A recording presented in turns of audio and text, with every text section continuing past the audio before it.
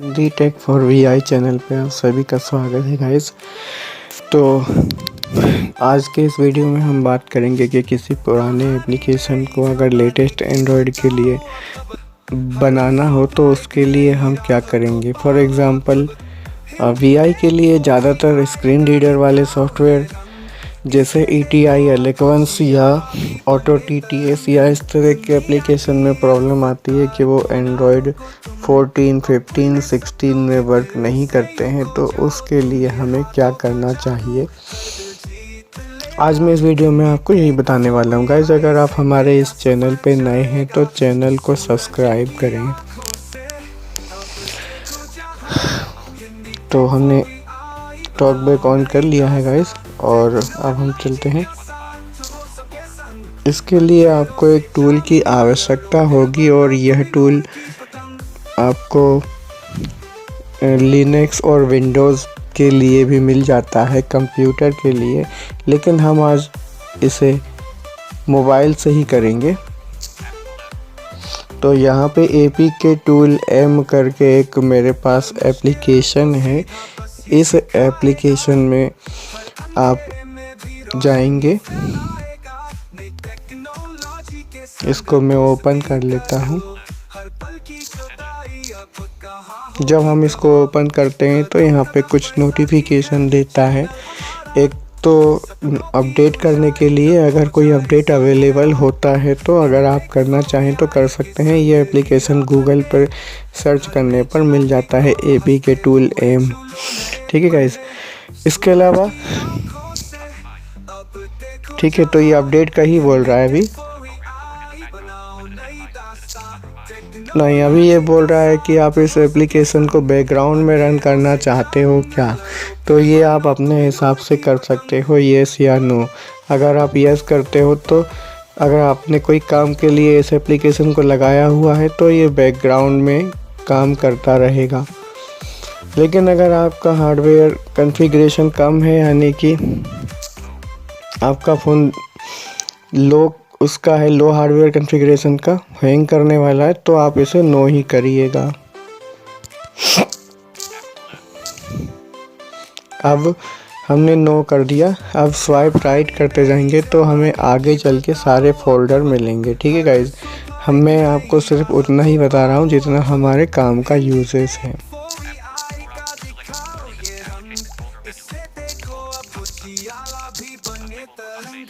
दुनिया की रफ्तार को ना रोको तुम, अपने सपनों में फिर से यूं खो जाओ तुम। ये हाथों का जादू हर दिल जीत लेगा। हिंदी टेक फॉर वीआई से नया सफर चलेगा। सूरज की आंखों से अब देखो जहां, हिंदी टेक फॉर वीआई बनाओ नई दास्तां। टेक्नोलॉजी के साथ हो सके संग, अंधेरों से जंग लड़ो, फिर बनो तुम नूर की पतंग।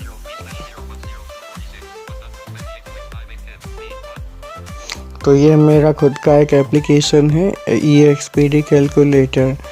ठीक है, यह कैलकुलेटर क्या काम करता है, ये स्पेशली प्रेग्नेंट मदर्स के लिए बनाया गया था, जो एक्सपेक्टेड डिलीवरी डेट वगैरह कैलकुलेट करने के लिए। इस एप्लीकेशन के माध्यम से हम करंट सिचुएशन के बारे में ये पता कर सकते हैं कि कितने दिन और कितने वीक हो चुके हैं। ठीक है, और इसमें जो EXPD डेट है वो भी हमको मिल जाती है। तो कुछ इस तरह से मैंने ये बनाया है। ये मेरा खुद का एप्लीकेशन है। ठीक है गाइस, तो इसको हम करते हैं क्विक एडिट। ठीक है,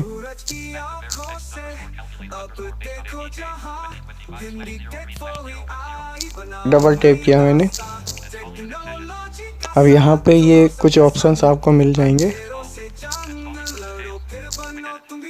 तो लेकिन अगर आपको सिर्फ और सिर्फ थोड़ी सी एडिटिंग करनी है, जैसे कि आपको एंड्रॉयड वर्जन वगैरह अपग्रेड करना है, तो इसके लिए आपको क्विक एडिट वाले ऑप्शन को ही सेलेक्ट करना है। पूरा एप्लीकेशन डीकम्पाइल नहीं करना है। वैसे यहाँ पे डीकम्पाइल का ऑप्शन आता है, ये रहा डीकम्पाइल का। यहाँ से आप पूरे एप्लीकेशन को खोल के उसके अंदर का सारा कुछ जान सकते हो। लेकिन अगर हम चाहते हैं कि हमें इसका कोई चेंज करना है तो वो भी हम आपको इस वीडियो में बताएंगे। तो चलिए पहले हम इसे ही बता देते हैं। तो डीकम्पाइल कर लेते हैं इस एप्लीकेशन को, डबल टैप करते हैं यहाँ पे।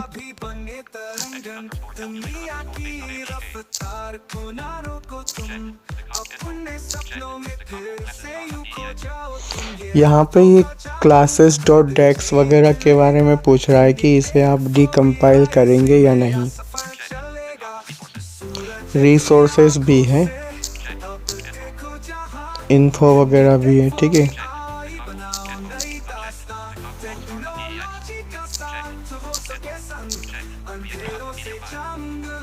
यहाँ पे आपकी मर्जी है कि आप क्या क्या डीकम्पाइल करना चाहते हैं।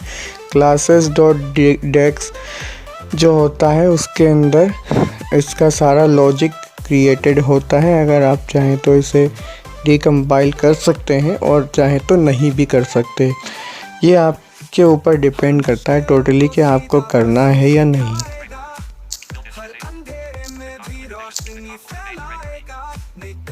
तो यहाँ पे डीकम्पाइल टू मेन डायरेक्टरी देखिए, अब यहाँ पे ये बोल रहा है कि डीकम्पाइल एडिशनल रिसोर्सेज के बारे में कहाँ पे इसे करना चाहते हो। तो यहाँ पे हम मेन डायरेक्टरी में ही करना चाहते हैं। वैसे आप यहाँ से चाहें तो चेंज कर सकते हो आप अपने हिसाब से कि एडिशनल रिसोर्सेज के लिए आप जो भी लोकेशन सेट करोगे वहाँ पे उसे ये डीकम्पाइल करके दे देगा। ओके करते हैं गाइस। तो यहाँ पे आपका एप्लीकेशन जितना बड़ा है उस हिसाब से ये टाइम लेगा, लेकिन ये मेरा एप्लीकेशन बहुत छोटा सा था, मैंने खुद से बनाया हुआ है ये। यहाँ पे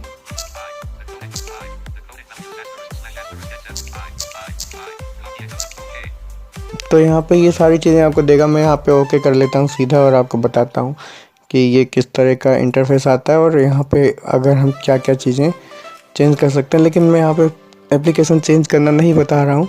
अगर आप लोगों को कोडिंग वगैरह आती है तो आप चेंज कर सकते हैं। लेकिन यहाँ पे जो मैंने बताया था जैसे कि आप ऐप को अपग्रेड कर सकते हैं, तो वो मैं आपको इसके बाद बताऊँगा, यहाँ पे नहीं बताऊँगा।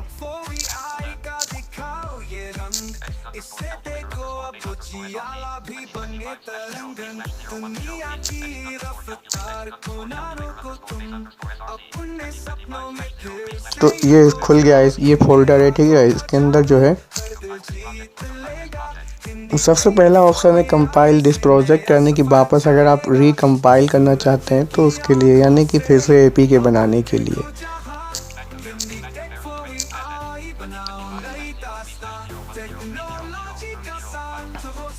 अब यहाँ पे मैं आपको एक चीज़ बताना चाहूँगा कि इसके अंदर मैंने एक HTML फाइल इंक्लूड की थी। तो इसका जो एसेट्स फोल्डर है, अगर हम चाहें कि इस HTML फाइल को चेंज करना चाहें तो आप इस HTML फाइल को सीधा उठा के चेंज भी कर सकते हैं, या फिर इस HTML फाइल को यहीं से भी एडिट कर सकते हैं। तो यहाँ पे देख लेते हैं।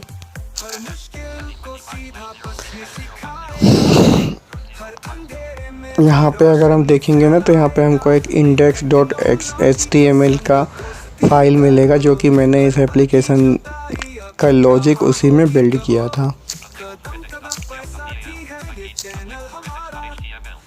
ये देखिए अनलेबल फॉर index.html, तो ये फाइल है।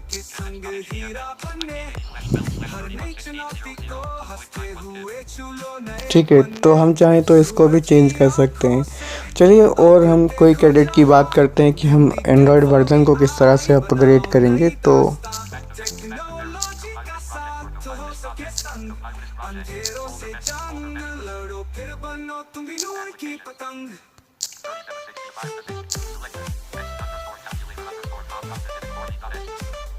यहाँ पे मेरा जो पैकेज का नाम है ना वो com.hindy.tech4vi.expd है।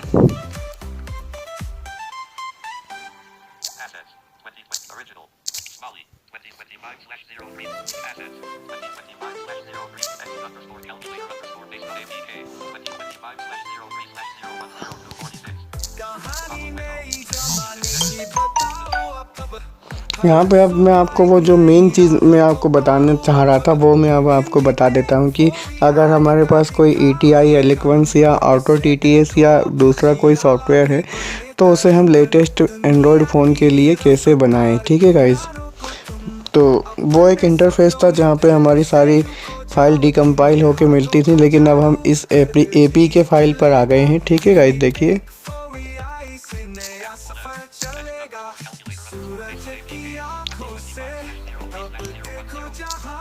डबल टैप किया मैंने, पहले आएगा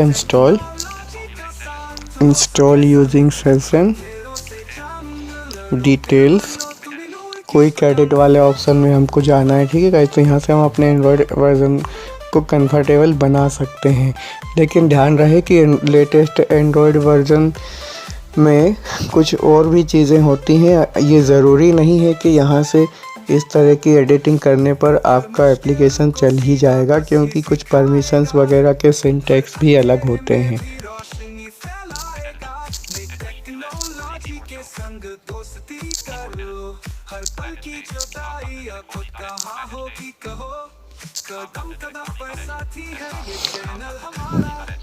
ये हमारा पैकेज नेम है जो कि मैंने बनाया था जब हमने इस एप्लीकेशन को लिखा था उस समय। वर्जन नेम को अपने हिसाब से आप चेंज कर सकते हो मॉडिफाई करने के बाद, लेकिन मैं यहाँ पे कुछ चेंज नहीं करने वाला। ये है मिन SDK, यानी कि ये होता है मिनिमम SDK। मिनिमम SDK का मतलब ये होता है कि आप कम से कम कितने एंड्रॉयड वर्जन पर चलाना चाहते हैं, यानी कि इस एप्लीकेशन को आप कितनी डिवाइस पर चलाना चाहते हैं, जैसे कि एंड्रॉयड 4, एंड्रॉयड 3, एंड्रॉयड 2, है ना। तो वो हमें यहाँ पे चेंज करने को मिल जाता है। एंड्रॉयड तो ये जो एप्लीकेशन है अभी एंड्रॉयड 5 तक चल सकता है, तो रहने देते हैं, कोई बात नहीं, हम इसे चेंज नहीं करते, लेकिन आप कर सकते हैं अपने हिसाब से। ठीक है गाइस, लेकिन अगर आप कोई ETI एलिक्वेंस वगैरह ये सब करना चाहते हैं तो आप कम से कम एंड्रॉयड ओरियो तक रखिएगा। ठीक है गाइस, उससे कम ज़रूरी नहीं है, क्योंकि आप उतना पीछे कोई चलाता नहीं है।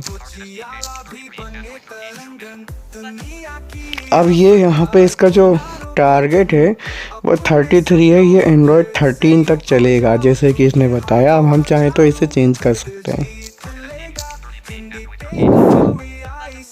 ठीक है, तो हम यहाँ पे डबल टैप करते हैं।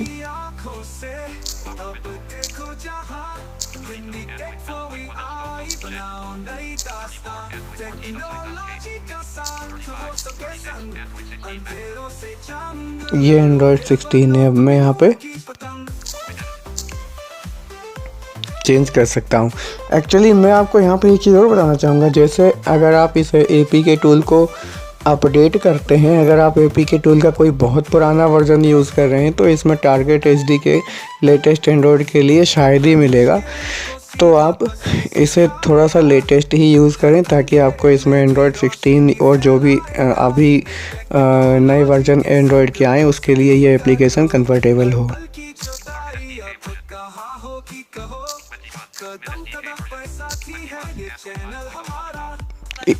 इसे हम चेंज कैसे करेंगे ये भी आपको बता देता हूँ। तो चलिए इसको भी हम एंड्रॉयड ओरियो तक बना देते हैं, कम से कम 8.1 तक चले।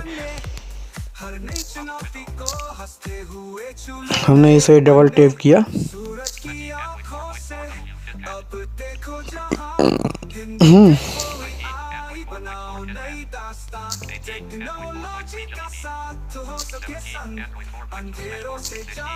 लेकिन हमें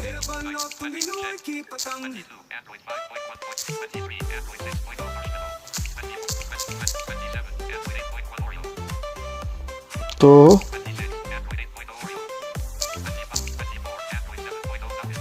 7.0 तक कर देते हैं इसे हम। उससे पीछे करना मेरे हिसाब से बेकार है, और इसके बाद हम इसे सेव करेंगे। ठीक है गाइस, तो सेव करने के लिए आप चाहे तो स्वाइप डाउन करते करते भी आ सकते हैं और क्या क्या ऑप्शन है वो चेक कर सकते हैं। तो चलिए हम ऐसे ही करते हैं, वीडियो थोड़ा सा लंबा होगा, कोई बात नहीं। यहाँ पे आप चाहें तो इंटरनल स्टोरेज और एक्सटर्नल स्टोरेज को चेंज भी कर सकते हैं कि ये एक्सटर्नल में इंस्टॉल हो या इंटरनल में, लेकिन मैं इसे रिकमेंड नहीं करूँगा कि आप इसे चेंज करें। ये जैसा है वैसा ही रहने दें।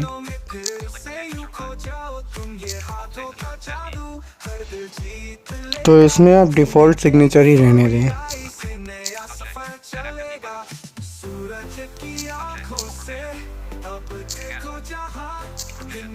यहाँ पे आप चाहें तो इसकी परमिशन वगैरह भी चेंज कर सकते हैं, लेकिन मैं अभी कुछ नहीं कर रहा हूँ क्योंकि मुझे अभी इसमें कोई ऐसी रिक्वायरमेंट नहीं है। सेव कर देते हैं। तो ये सेव हो गया है गाइस, ठीक है। अब यहाँ पे एक इस तरह का मोड नाम से फाइल बना होगा, देखिए यहाँ पे।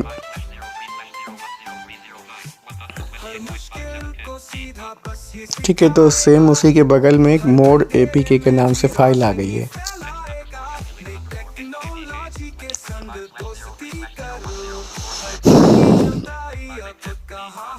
ठीक है, तो ये जानकारी इस वीडियो में आपको कैसी लगी हमें ज़रूर बताइएगा गाइस। अगर आपका कोई क्वेश्चन है तो आप वीडियो के नीचे कमेंट कीजिएगा, हम आपको रिप्लाई करेंगे।